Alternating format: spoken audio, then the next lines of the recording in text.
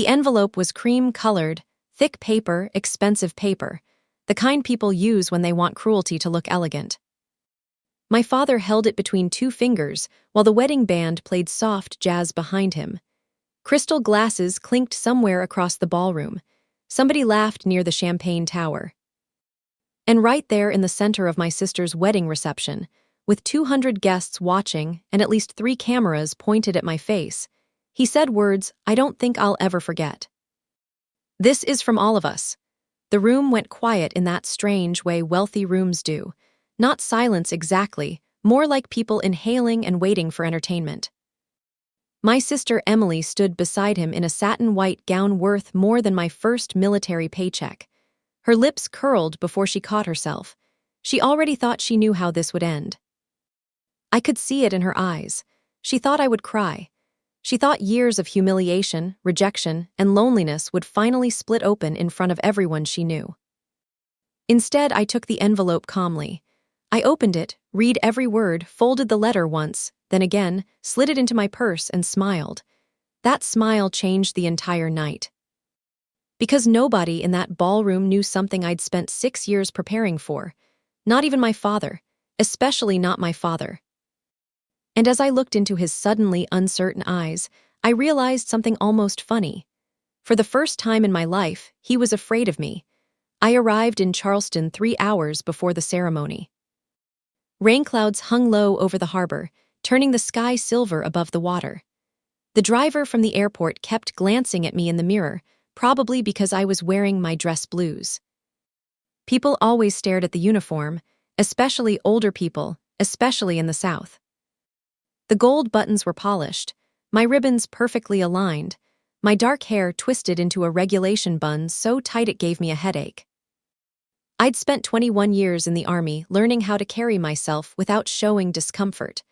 By now, composure felt more natural than breathing. But the second we pulled up to the hotel, that old familiar heaviness settled into my chest. The Ashcroft looked like something from an old movie. White columns, chandeliers, valets moving like synchronized dancers. Emily would love a place like this. My sister had spent her whole life believing appearances were reality. As I stepped out of the car, I heard someone say behind me, "That must be the military sister." Not Rebecca, not daughter, not family, just the military sister. I smiled politely. The Army teaches you how to survive rooms where nobody wants you there. Inside, the ballroom smelled like roses and expensive perfume. Servers floated by with champagne. Everything glittered. Everything looked perfect. None of it felt warm. I spotted my father near the bar almost immediately. Franklin Whitmore, 70 years old. Silver hair, navy tuxedo, the same cold posture he'd carried since my mother died 15 years earlier. For a moment, I thought maybe age had softened him. Then his eyes met mine. Nothing, no smile. No pride, no you made it. Just a brief nod like I was another guest. I walked toward him anyway. "Hi, Dad, you're late." I checked my watch automatically. "The ceremony starts in 40 minutes. You still could have come earlier. Emily's been stressed." Of course she had. Emily was always stressed when attention drifted away from her for more than 8 seconds. I came as soon as my flight landed. His eyes moved over my uniform. "You really wore that?" There it was, not even disguised. It's formal military protocol for events like this. You could have worn a normal dress. A normal dress. 21 years of service, 2 overseas deployments, a Bronze Star, and somehow in his mind the embarrassing thing was the uniform. "I think Mom would have liked it," I said quietly. That landed. His jaw tightened instantly. He still couldn't handle hearing about her. Before he could answer, Emily appeared beside us like a perfume commercial come to life. Blonde curls, diamond earrings, white satin wrapped around a body sculpted more by vanity than effort. She air-kissed my cheek without touching me. "Rebecca," she said brightly. "You made it. Congratulations. Oh my God, everyone's been talking about your outfit. Not service, not uniform, outfit." I noticed a cameraman drifting nearby, pretending to film centerpieces while aiming directly at us. Emily noticed too. That was intentional. Everything with her was intentional. "You're sitting at table 14, she said casually. I blinked. Table 14 was near the kitchen doors, the farthest possible table from family. I looked around the ballroom. My father's golf buddies sat closer to the head table than I did. Something cold moved through my stomach, but I only nodded. "Sounds good." Emily looked disappointed by my reaction. She'd expected visible hurt. Emily always preferred her cruelty witnessed. "Well," she said, smoothing imaginary wrinkles from her dress, "try not to disappear before the cake this time." That one hit closer. 5 years earlier, I had left Thanksgiving dinner early after listening to Emily joke about soldiers having government-funded trauma. My father laughed harder than anyone. I never told them that 2 weeks before that dinner, I'd lost a 19-year-old private under my command overseas. Some things become too sacred to explain to careless people. "I'll stay," I said. She smiled triumphantly and walked away. At the seating display, I found my card. Rebecca Whitman, wrong last name entirely. I stared at it for several seconds, then laughed softly under my breath. At some point, humiliation becomes almost boring. A woman beside me shifted awkwardly. "I'm sure it was just a typo." "Of course," I said. Across the room, Emily looked directly at me and smiled. The ceremony passed in a blur of organ music and fake tears. I stood when instructed, clapped when expected, smiled in photographs where nobody bothered placing me near the family. By the time the reception began, I already knew something was coming. You don't spend years in military intelligence without learning to recognize coordinated behavior. The whispers, the glances. My father disappearing repeatedly with Emily's new husband. Relatives avoiding eye contact. Something had been planned. I just didn't know exactly what. Dinner arrived. Filet mignon, roasted potatoes, expensive wine I barely tasted. Emily floated from table to table performing happiness for the cameras, while her new husband Daniel looked increasingly overwhelmed. Poor man, he still thought he had married into a normal family. Then halfway through dessert, my father stood. The microphone squealed softly in his hand. "Before we continue," he announced, "there's one more thing that needs to be addressed tonight." Every instinct inside me went still. He walked toward my table slowly, deliberately, then reached into his jacket and pulled out a cream-colored envelope. "This," he said evenly, "is from all of us." The paper felt heavy in my hand. Inside were several folded sheets and multiple signatures. My father remained standing beside me. He wanted an audience for this, wanted everyone to watch my face as the words landed. So I gave him exactly what he asked for. I read every line slowly. "Rebecca, after years of disappointment, distance, hostility, and embarrassment brought upon this family through your choices and behavior, we have decided it is healthier for everyone to formally separate ourselves from you. You have made it clear that your loyalty belongs elsewhere. Therefore, from this point forward, you are no longer considered part of this family. Please do not attend future holidays, birthdays, anniversaries, or family gatherings. Do not contact us unless legally necessary. We release you from any further obligation to this family, and we ask the same in return. Signed, Franklin Whitmore, Emily Whitmore Carter, my Aunt Linda, Uncle Robert, 2 cousins. Even my mother's older sister. I stared at the signatures, not because I was shocked, but because suddenly everything made sense. The strange tension, the rehearsed smiles. Emily's excitement every time a camera turned my way. This was the performance, the final rejection, and the truly pathetic part was that they thought the letter gave them power. I folded the pages once, then again, slipped them into my purse and looked up at my father. "Thank you for finally putting it in writing." His expression shifted almost invisibly. Confusion first. Then uncertainty. Around us, guests exchanged glances. Somebody coughed near the back. A server stopped walking entirely. This wasn't unfolding the way they expected. Emily recovered first. She laughed lightly into her microphone. "Well, I think honesty is important in families." Families. Interesting word choice from a woman who once mailed my deployment care package back unopened because it arrived during her birthday weekend. I stood slowly. "I agree." Her smile tightened. My father crossed his arms. Then maybe this gives everyone closure, he said. Closure. That word nearly unlocked something ugly in me because closure implied mutual damage, mutual failure. But there had never been anything mutual about what they did. After my mother died, my father stopped seeing me as a daughter. I became useful instead of loved. A backup account.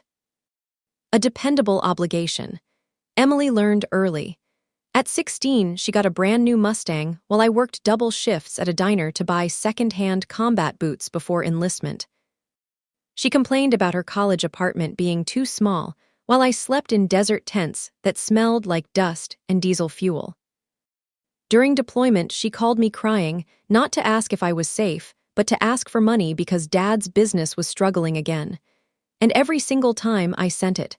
Tuition, hospital bills, mortgage payments, her car payment once. I emptied savings accounts while eating cafeteria food under fluorescent lights halfway across the world. Not once did they thank me without sounding inconvenienced by it. I should have stopped years earlier. But grief changes people, especially daughters who still believe if they give enough, someone will finally love them correctly. I reached for my champagne glass and took a slow sip. You know, I said quietly, there's something strangely comforting about this. Emily blinked. What? I touched my purse. This saves me time. Now my father looked uneasy. Good. Because while they thought I was silently absorbing humiliation, I had been collecting everything. Bank statements, loan documents, insurance transfers, forged signatures, emails, hidden accounts. Every lie, every theft, every carefully buried secret. Military intelligence teaches patience in ways civilians rarely understand. You learn how to wait without revealing you're waiting. I looked at my father, then Emily, then the cameras still recording. You really should have waited until after dessert. Nobody spoke. For a few long seconds, the ballroom sat frozen beneath the chandeliers, while that sentence settled over the room like smoke. Emily laughed again, but strain had entered her voice now. Oh my God, can we not do drama tonight? Rebecca always turns everything into some giant emotional production. A few nervous chuckles scattered across the room. Not many. I stepped away from my table and picked up a champagne flute from a passing tray. You wanted public honesty, I said. I think that's fair. Daniel shifted beside Emily. Maybe we should. No, Emily snapped too quickly. That caught his attention immediately. I took the microphone gently from her hand. The speakers hummed. I looked out across the crowd. Men in tuxedos, women in pearls and silk, my relatives pretending not to stare. And suddenly I wasn't nervous anymore. I'd spoken at military funerals. I'd briefed generals. I'd stood in hospital corridors telling mothers their sons had died bravely. This room was nothing. I wasn't planning to make a speech tonight, I began quietly. Honestly, I wasn't even sure I should come. The room stayed silent. My sister and I grew up about 6 miles from here, in a little white house, with a broken porch swing my mother refused to throw away. She used to say broken things deserved patience. That softened the room instantly. Unlike Emily's polished perfection, grief sounds real when it comes from someone who has actually lived inside it. She loved family dinners, holidays, traditions. She also believed family protected each other. My father shifted. He knew where this was going. After she died, things changed. When I joined the army at 18, my father told people I did it because I was rebellious. A faint smile touched my mouth. The truth is our power had been shut off twice, and I couldn't afford college. Real silence now. I sent money home every month for years, for medical bills, for the mortgage. For Emily's tuition, I glanced at my sister. Her car payment once. Several heads turned toward Emily. She's exaggerating, Emily said sharply. I kept receipts. That changed the room physically. You could feel it. Emily stared at me. You're seriously doing this at my wedding? I looked at her steadily. You handed me a family exile letter during dinner. A woman near the back muttered, Jesus Christ. Daniel slowly turned toward Emily. What letter? She ignored him. I inhaled once, then continued. For a long time, I thought maybe I deserved how this family treated me. That's the thing about emotional neglect. If it starts young enough, eventually you stop asking what's wrong with them. You start asking what's wrong with you. Nobody moved. But 6 years ago, something happened that changed everything. My father lost color immediately. Emily noticed, and for the first time all evening, genuine fear appeared in her face. "Rebecca," my father said carefully, "this isn't necessary." Necessary. Funny word. Necessary was working 16-hour days overseas while wiring money to people who mocked my career. Necessary was rebuilding your life after realizing your own father stole your identity. I reached into my purse and removed a thin manila folder. Gasps rippled through the nearest tables. I discovered several loans had been opened under my social security number, I said calmly. At first, I assumed it was random fraud. Then I found signatures connected to my father's business accounts. Daniel went pale. "What? That's enough," my father snapped. I ignored him. When I confronted him privately, he cried. Said he was desperate, said Emily needed help, said family sacrifices for family. I looked directly at him. "You remember that conversation?" His silence answered for him.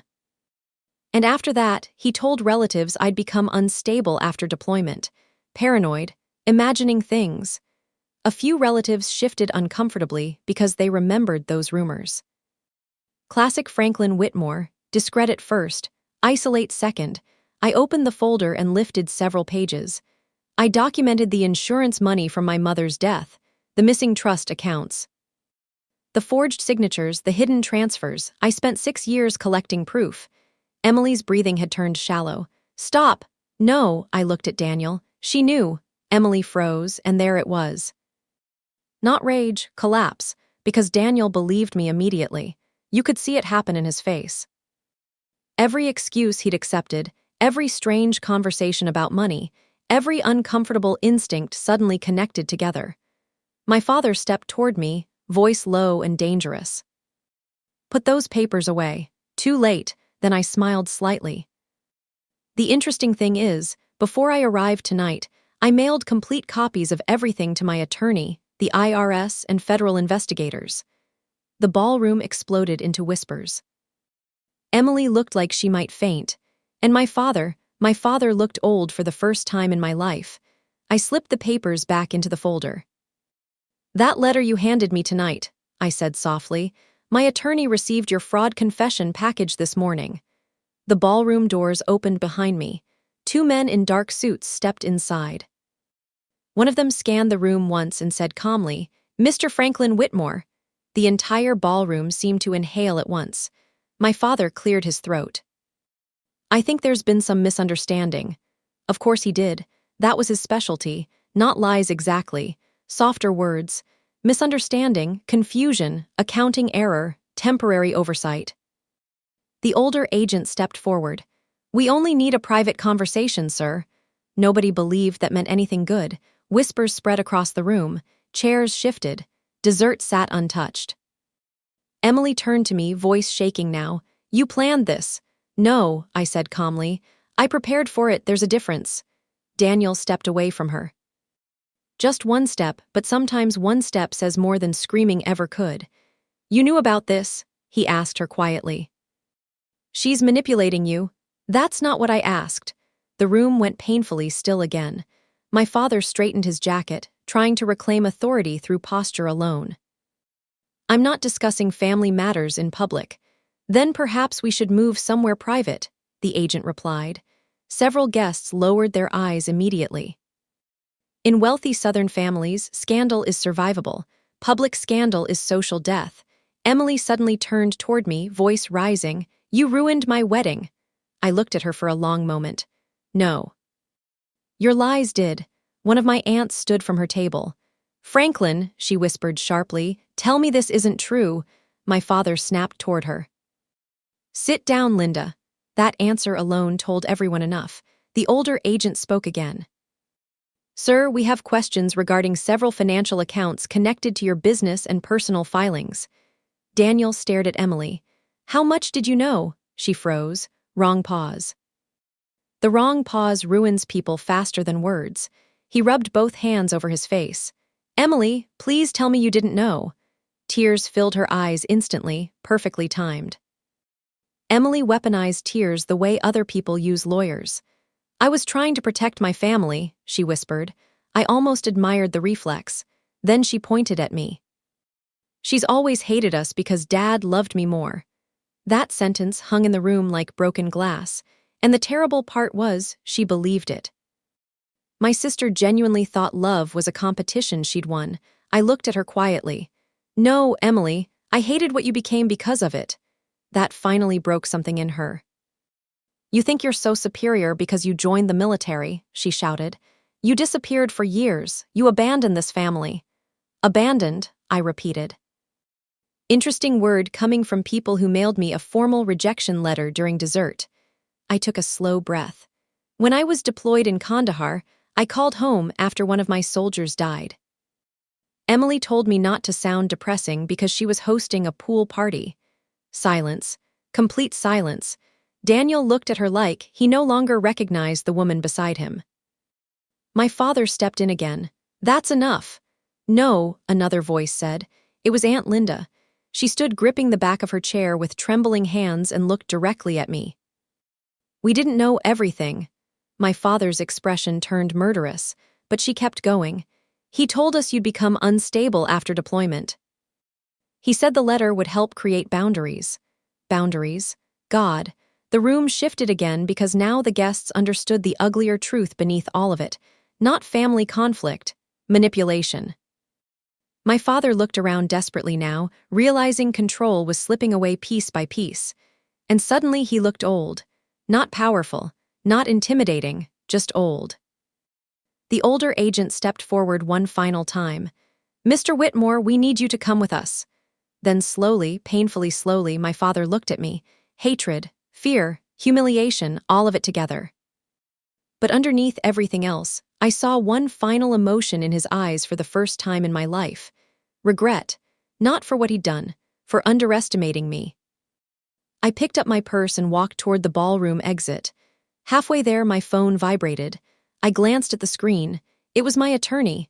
I answered quietly. This isn't a good time. You need to hear this, Michael said. I stepped outside into the warm Charleston night while chaos continued behind me. The hotel doors closed softly at my back, muffling the noise into something distant and unreal. Rain had started again. A soft coastal drizzle carrying the smell of salt water and wet pavement. Michael stayed quiet long enough to let me breathe, then said carefully, Rebecca, your mother created a secondary trust 6 months before she died. I frowned. That's impossible. Dad handled the estate. That's what he believed. I moved farther beneath the awning and looked out toward the harbor lights. What kind of trust? A conditional inheritance. My heartbeat slowed in that strange military way, emotions pulling inward instead of exploding outward. Your mother hired a private attorney in Savannah shortly before her diagnosis became terminal. The trust remained sealed under specific release conditions. I leaned against a stone column.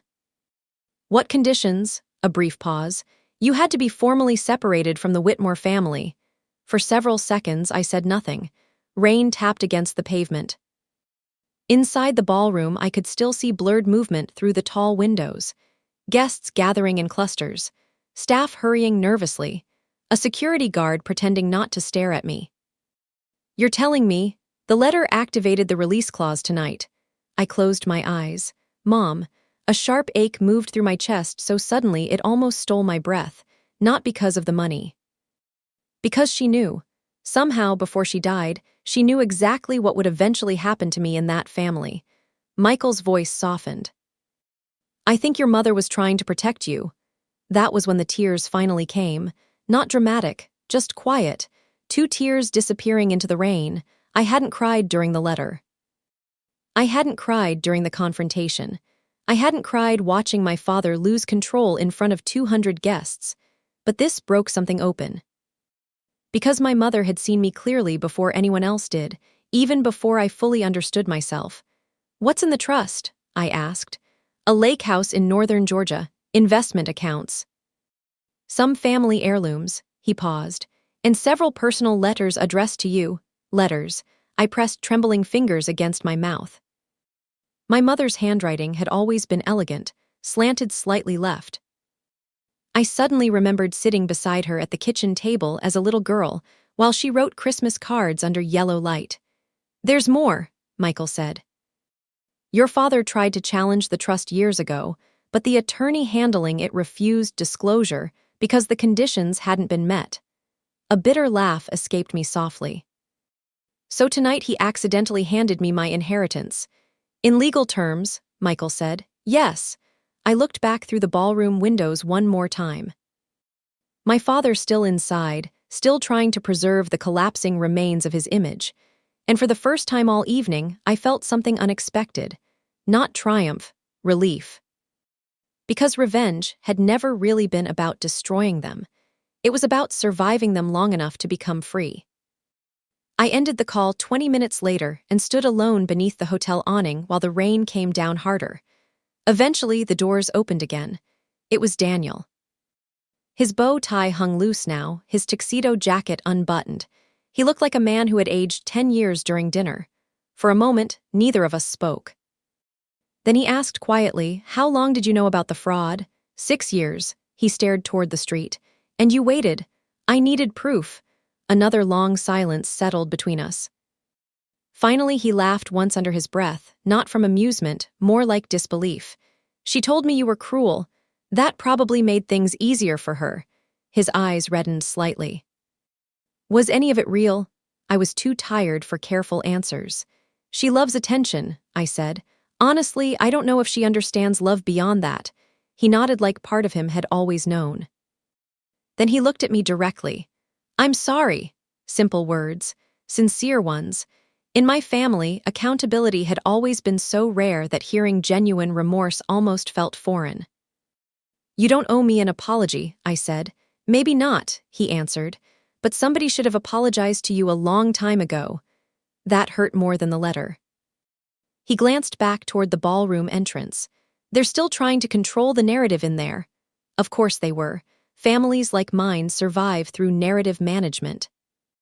Protect appearances, protect status, protect the illusion. He shook his head slowly. I can't believe I almost married into this. Almost. Interesting word choice. You still can, I said quietly. He looked exhausted.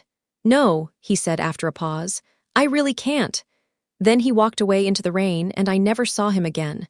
By morning, half the wedding guests had uploaded videos online. The story spread faster than anyone expected. Decorated Army officer publicly disowned during sister's wedding. Federal investigators arrive moments later. Family financial scandal exposed. Charleston society devoured it whole. Within 48 hours, Emily deleted every social media account she had. Within 2 weeks, Daniel filed for an annulment. 3 months later, my father's business offices closed permanently. Funny how quickly power disappears once fear stops protecting it. But none of that mattered as much as the lake house. I drove there alone 6 weeks later after the final paperwork cleared. Northern Georgia in autumn looked like something painted by a patient god. Gold leaves drifting across winding roads. Cold mountain air moving through pine trees. Silence that felt clean instead of lonely. The house sat beside a quiet lake surrounded by woods. Small, white, peaceful. Nothing like the enormous polished emptiness my father always preferred. Inside, everything smelled faintly of cedar and old books. And there, waiting on the kitchen table exactly where Michael promised they would be, were the letters. 5 of them, all addressed in my mother's handwriting. My hands shook when I opened the first one. Rebecca, if you are reading this, it means something finally happened that I prayed never would. I know your father, and I know how easily strong daughters become targets in weak families. Tears blurred the page instantly. I sat there for hours reading every word she left behind. Memories. Advice, stories about my grandfather I had never heard. The truth she had tucked away for the day I would need it most. And one sentence I still think about almost every day. One day they will mistake your silence for weakness. Let them. I understood it completely now. Silence isn't surrender. Sometimes silence is preparation. Sometimes survival looks quiet until the moment it no longer has to. That evening, I sat alone on the dock behind the lake house, watching sunset burn across the water in shades of orange and gold. No phone calls, no accusations, no performance, just peace, real peace. And for the first time since I was 18 years old, I realized something that had once felt impossible. I no longer wanted my family to love me, because freedom and longing cannot survive inside the same heart forever. The letter they handed me at that wedding was supposed to destroy me. Instead, it finally released me. And if you've ever been the person in a family who carried more pain than recognition, if you've ever spent years begging silently for love you should have received freely, I hope you remember this. The people who underestimate your quiet strength are often the least prepared for the day you stop needing their approval. If this story stayed with you, let me know where you're watching from. And if you believe family should never require someone to shrink themselves to be accepted, stay with us. There are so many journeys like this still waiting to be told.